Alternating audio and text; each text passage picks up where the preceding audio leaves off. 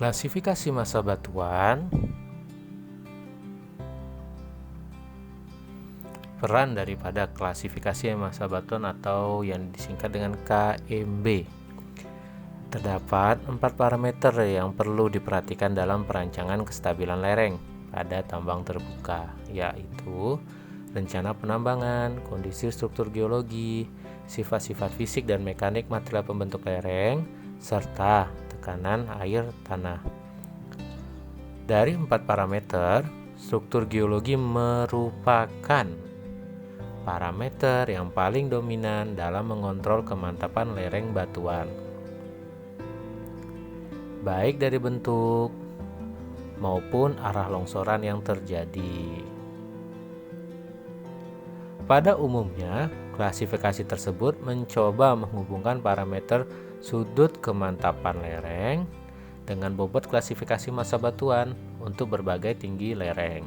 Romana pada tahun 1985 dan 1991 menekankan deskripsi detail dari kekar untuk melihat potensi kelongsorannya dan pengaruh cara penggalian terhadap kemantapan lereng. Romana mengatakan bahwa setiap metode klasifikasi harus bisa mengatasi berbagai macam kemungkinan tipe longsoran. Pada sebagian besar kasus, longsoran pada massa batuan dipengaruhi oleh bidang diskontinu atau disebut juga dengan joints yang berkembang di sepanjang muka atau surface lereng yang terbentuk dari satu atau beberapa bidang diskontinu. Karakteristik umum klasifikasi massa batuan. Pionowski tahun 1989, pembuatan klasifikasi massa batuan bertujuan untuk memenuhi kepentingan sebagai berikut: mengidentifikasi parameter-parameter penting yang mempengaruhi perilaku massa batuan, membagi massa batuan ke dalam kelompok yang mempunyai perilaku sama di setiap kelas massa batuan, memberikan dasar-dasar untuk pengertian karakteristik dari setiap kelas massa batuan, menghubungkan pengalaman dari kondisi massa batuan di satu lokasi dengan lokasi lainnya, mengambil data kuantitatif dan pedoman untuk rancangan rekayasa engineering, memberikan dasar umum untuk kemudahan komunikasi di antara para insinyur dan ahli geologi.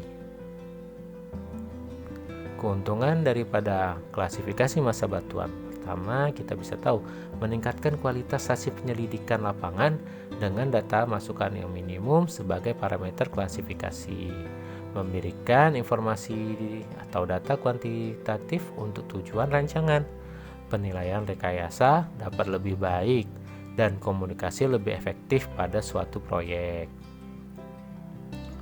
Beberapa klasifikasi massa batuan yang sering atau yang umum digunakan yaitu rock mass rating nih, RMR, dimodifikasi sampai 3 kali nih, 1973, 1984, 1989. Lalu rock mass strength RMS Selby tahun 1980, slope mass rating SMR Romana 1985, 1993, 1995. Jadi kita bisa melihat banyak pengembangan yang dimodifikasi atau diperbaiki nih sepanjang tahun, di mana mungkin ada penelitian yang mendukung untuk dilakukannya perbaikan. Ini klasifikasi rock massa batuan nih berdasarkan rock mass rating. Ini kita bisa lihat 1, 2, 3, 4, dan 5. Ini komponen-komponennya. Jadi ini nanti bobot poinnya. Jadi misalnya saya contohkan, kuat tekannya ini ada besar 250 MPa. Lalu berapa sih pembuatannya? 15. Nah, RKD-nya berapa? Misalnya 75 sampai 90. Berarti 17. Nah, begitu juga yang lainnya. Jadi nanti pembobotannya gimana? Ditambah saja 15 tambah 17. Tambah lagi dengan dan seterusnya sampai di poin 5. Nanti didapatkan berapa totalnya. Lalu kalau sudah tahu dapat totalnya, kita bawa kemana? Dibawa ke sini lagi. Apakah dia ada pengaruh bidang orientasi stack and dip, struktur geologinya? Andai kata dia maju ke arah kemiringan seperti ini, dia menguntungkan atau tidak menguntungkan. Lalu orientasi jurus kemiringannya, pembuatannya kalau pondasi, terowongan, pondasi, dan lereng. Nah, kita kan lereng nih. Kalau sangat menguntungkan itu berapa? Kalau menguntungkan segini. Jadi nanti poinnya itu dikurangi nih. Tadi 15 sampai 17 dan seterusnya dikurangin ini poin-poinnya. Lalu artinya apa kalau sudah ditotalin nanti? Nah, di sini nih, total dari pembobotan yang sudah kita berikan berapa? Nah, misal dari teman-teman tadi ngitung bobotannya ini di 80. Nah, berarti kalau 80 di mana? Di sini nih. Dia tergolong pada kualitas massa batuan yang baik atau nomor kelasnya kelas 2. Jadi kalau teman-teman nanti berdasarkan Rockmas rating didapatkanlah kualitas massa batuannya tergolong nomor 2 dengan kualitasnya yaitu baik.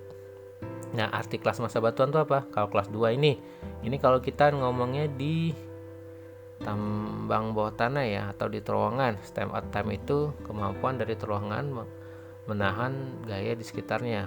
Nah, ini jadi dia bisa tahan tanpa penyanggaan itu selama 6 bulan. Untuk spannya itu sepanjang 8 meter. Nah, ini jadi koheksinya itu sekitar 300 sampai 400 kilopascal. Sudut gesek dalamnya itu 35 sampai 45 derajat. Oke. Inilah arti daripada kelas massa batuan. Lalu nih klasifikasi slope mass rating.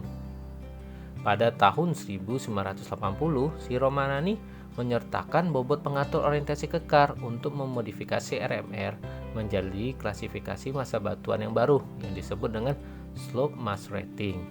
Klasifikasi SMR dibuat berdasarkan pengamatan dan data aktual dari 87 ya. Satu aja kita sulit, ini 87 lereng nih yang berada di Valencia dengan jenis kelongsoran bidang dan guling. SMR dapat memberikan panduan awal dalam analisis kestabilan lereng dan memberikan informasi yang berguna tentang tipe keruntuhan serta hal-hal yang diperlukan untuk perbaikan lereng. Klasifikasi slope mass rating. Swindles tahun 1985 melakukan penelitian mengenai pengaruh peledakan pada kemantapan 16 lereng nih di Skotlandia. Hasil penyelidikannya menunjukkan bahwa tingkat tebal atau kedalaman kerusakan lereng dipengaruhi oleh apa? Metode penggalian yang dipakai.